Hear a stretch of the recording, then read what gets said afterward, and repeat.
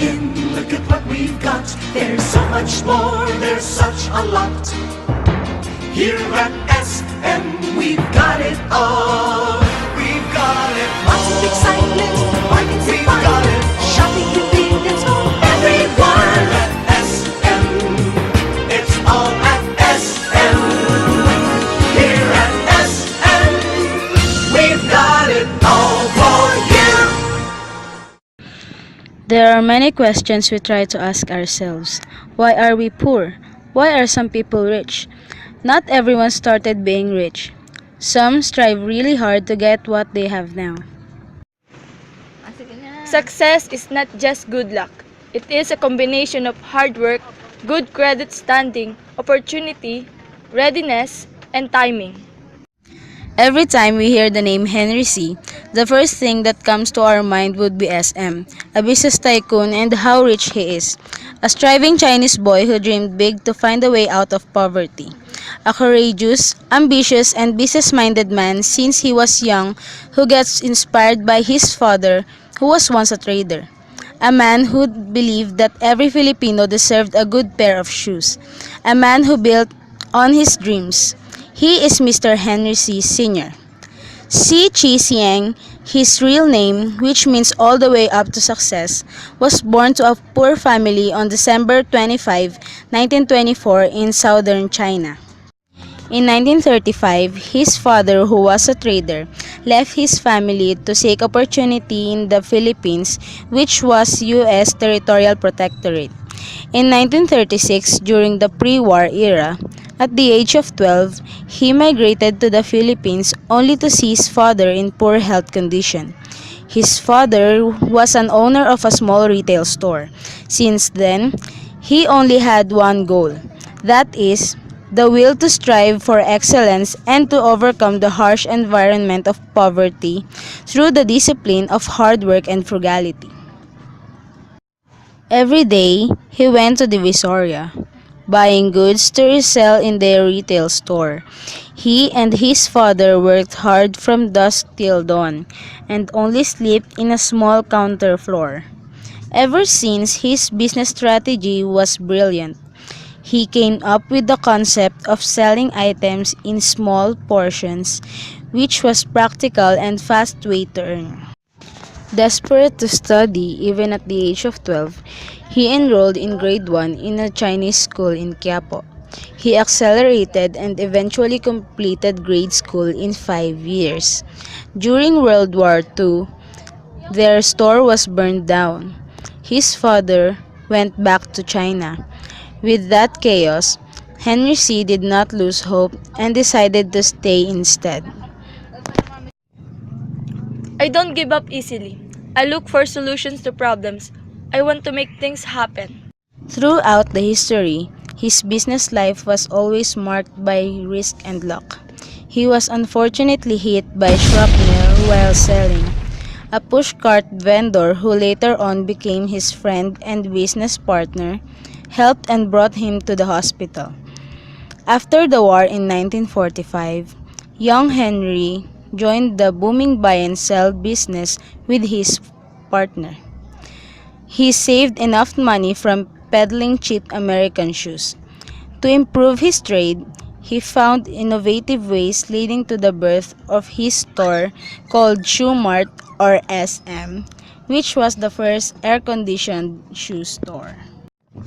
In 1949, he had a financial loan of 1 million pesos from China Bank in order to rebuild his business. In 1950, he had a second chance of schooling. He enrolled in Far Eastern University with a degree in commerce to improve his entrepreneurial skills. He then obtained the Philippine citizenship and continued his growing business for more than 40 years. In 1960, SM Investments Corporation was incorporated and store chains have expanded. He opened the first Shoe Mart store in Carriedo, which became SM Quiapo, the first SM mall in 1972, during the martial law when there is an economic decline.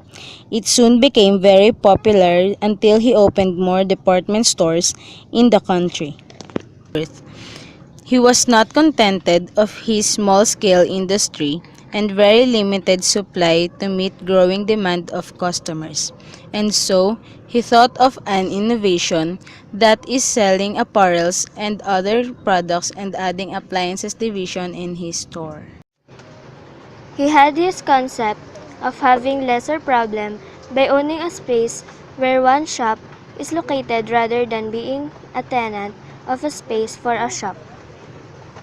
SMDC was incorporated in the Philippines in 1974 as Ayala Fund Incorporated, a closed-end investment company limited by shares.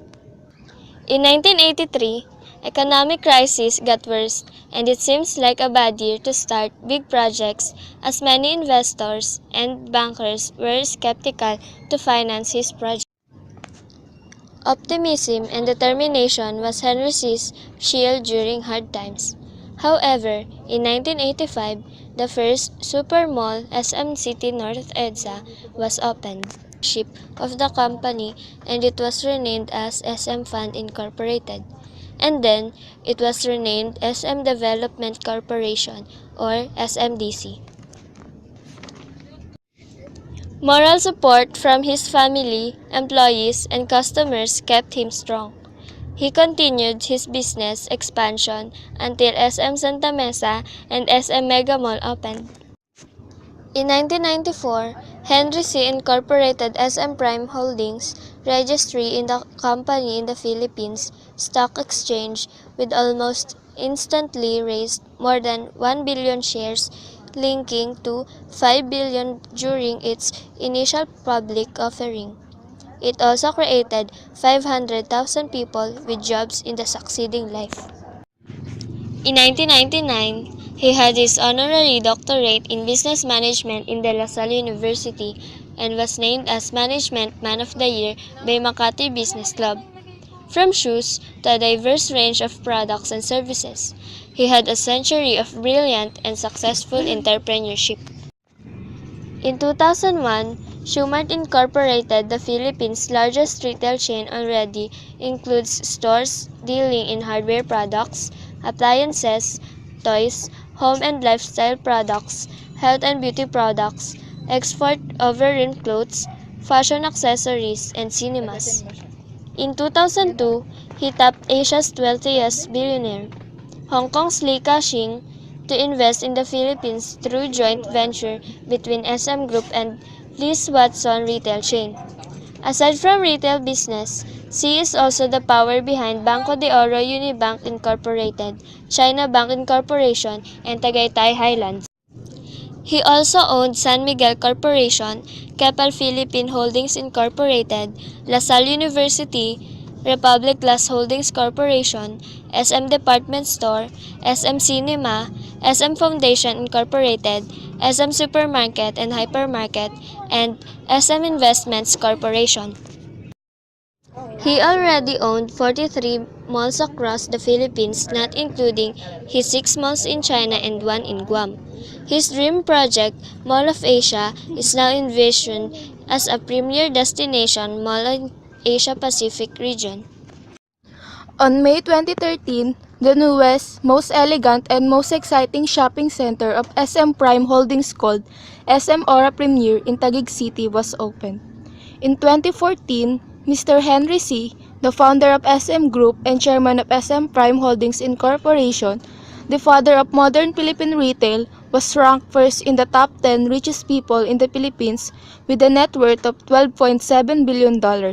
He is also one of the richest men in the world. In 2015, he ranks 73rd in Forbes Billionaires list. Mr. Henry C. is gaining a net worth of $14.4 billion in the present time. Creative, diligent, persistent, optimistic. 4 words to describe Mr. Henry C. He definitely would not quit. Despite all the obstacles he had, it did not stop him from pursuing his passion in his business career. To pay obligations on time, especially to his suppliers, has been his lifelong practice as a retailer. The business empire of SM Store Chain is more than a venue for fun shopping, fine dining, and social events.